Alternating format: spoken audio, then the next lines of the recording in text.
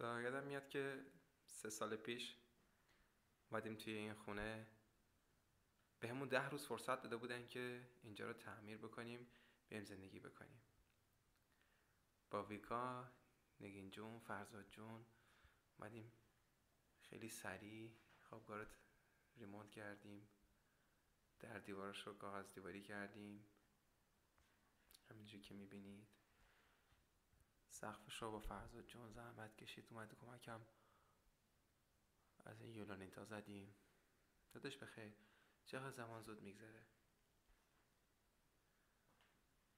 چقدر چیز کردیم، اصرار کردیم که کامندانت به همون 2 صندلی اضافه بده که وقتی مهمون میخواد بیاد. واقعا یادش بخیر. این میزه بود که از یادگار محمد تو اتاق، بعد به نگین و فرزاد رسید، بعد نگین و فرزاد به من دادنش، من استفاده کردم ازش یه مدت. چقدر زود میگذره، واقعا چقدر زود میگذره. این محیط خوابگاهمونه که توی زندگی کردیم 3 سال. یادش بخیر ماشینامون پایین پارک میکردم که از اونجا از طبقه 8م شیشه مشروب پرت کردم رو سقف ماشین رو سرویس کرده بودم.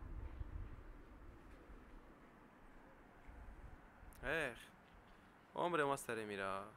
خب دیگه ما همین خوابگاه رو دادیم و امروز باید تصفیه حساب بکنیم با سرپرست خوابگاه. عجب.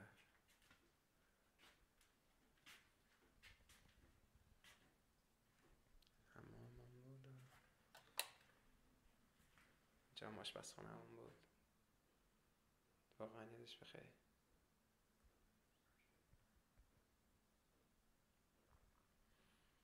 شیشه مشروبه که فرزاد به ما داده بود،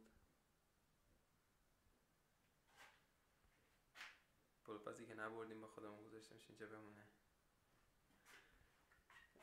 قوری فرزاد جون و نگین جون که ما داده بودن، نبردیمش به خاطر اینکه تو اون خونه چند تا قوری بود.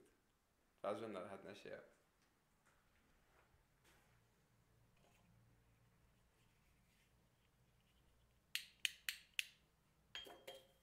بله اینم از زندگی ما. چرا این رومیزی رو ما نبردیم؟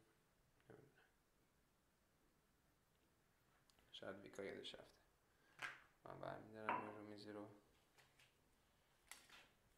خب دوستان باتون خداحافظی میکنم.